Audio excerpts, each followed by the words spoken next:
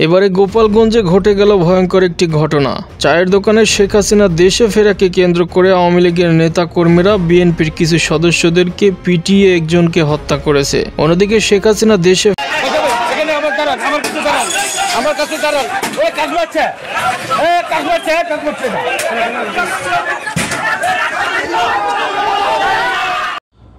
পাগলা তিতা মেডা বোঝে না, পাগলার জিলাপি দিও না। পাগলা আওয়ামী লীগের অনেক পাগলা কর্মী আছে রে ভাই। বাংলাদেশের বিরুদ্ধে তথ্যযুদ্ধ চালাচ্ছে ভারতের বিজেপি সমর্থিত গদি মিডিয়া।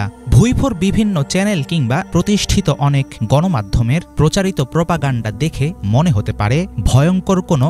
আসসালামু আলাইকুম ওয়া রাহমাতুল্লাহ।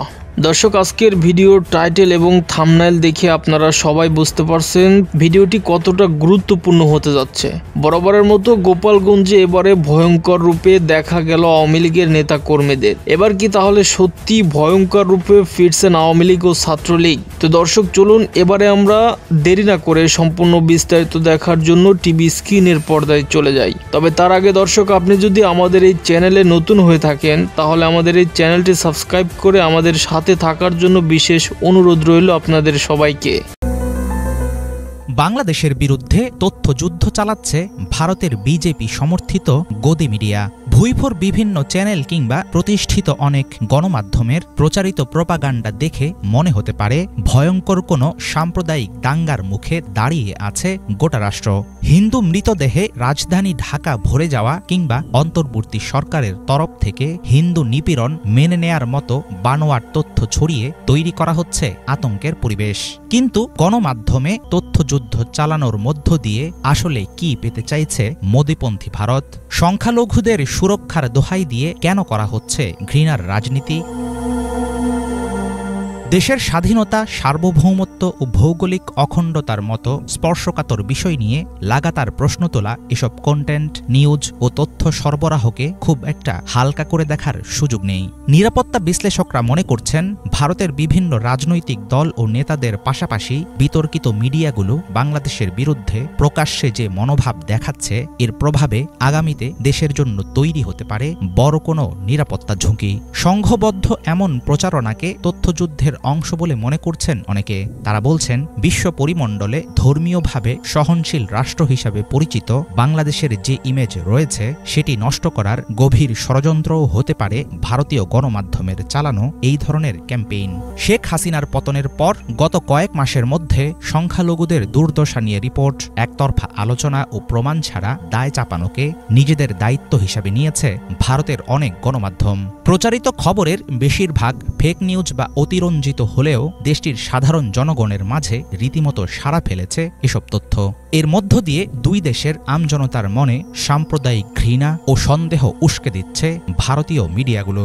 বাংলাদেশ বিরোধী এসব প্রপাগান্ডার বিরুদ্ধে সরকার ও বিভিন্ন পর্যায় থেকে শক্তিশালী পদক্ষেপ না নিলে আগামীতে আরও ভয়ঙ্কর হতে পারে পরিস্থিতি।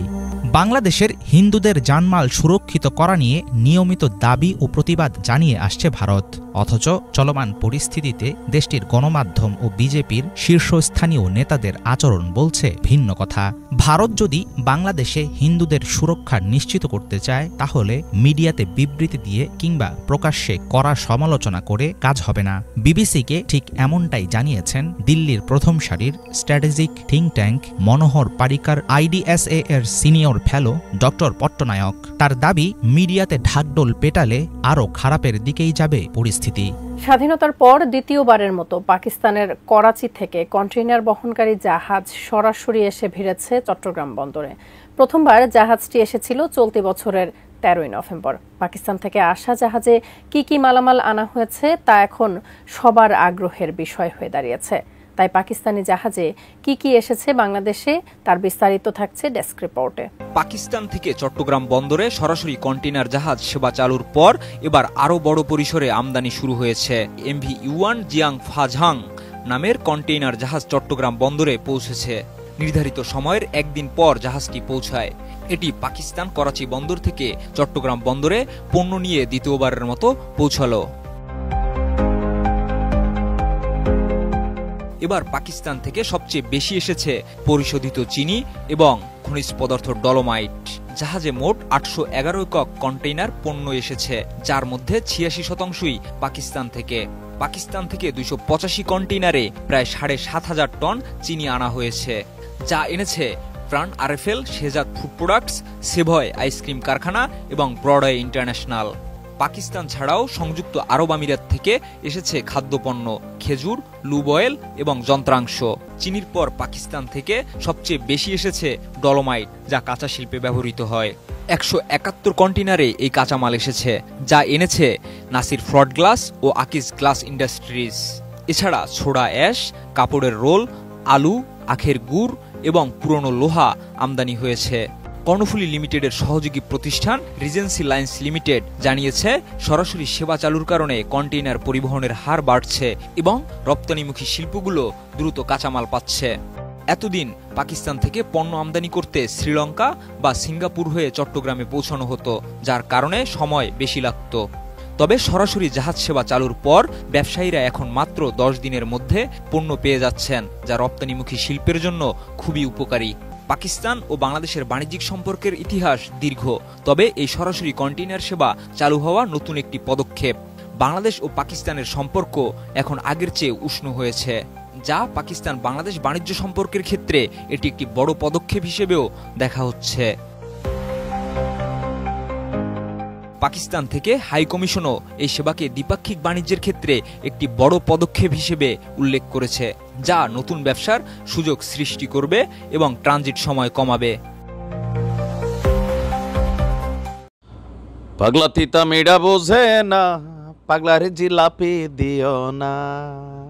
পাগলা, আওয়ামী লীগের অনেক পাগলা কর্মী আছে রে ভাই।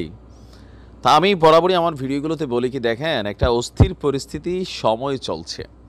এই সময়ে যারা আওয়ামী লীগের রাজনীতির সাথে যুক্ত ছিলেন, আপনাদের কথাবার্তা, আপনাদের বিভিন্ন ধরনের অ্যাক্টিভিটিজের উপরে বাংলাদেশে এই মুহূর্তে বসবাসকারী অনেক ভদ্র আওয়ামী লীগের নেতাকর্মী, অনেক পলাতক আওয়ামী লীগের নেতাকর্মী অন্যায় করে নাই, কোনো অপরাধ করে নাই, কিন্তু আওয়ামী লীগ করছে। এই কারণে এখন তারা অনেকে বিপদে আছে। আর যখন আপনারা এই রূপে আবার ফিরে আসেন, তখন তো মানুষের কাছে কি হয় যে ঢেকি স্বর্গে গেলে ধানই ভানে।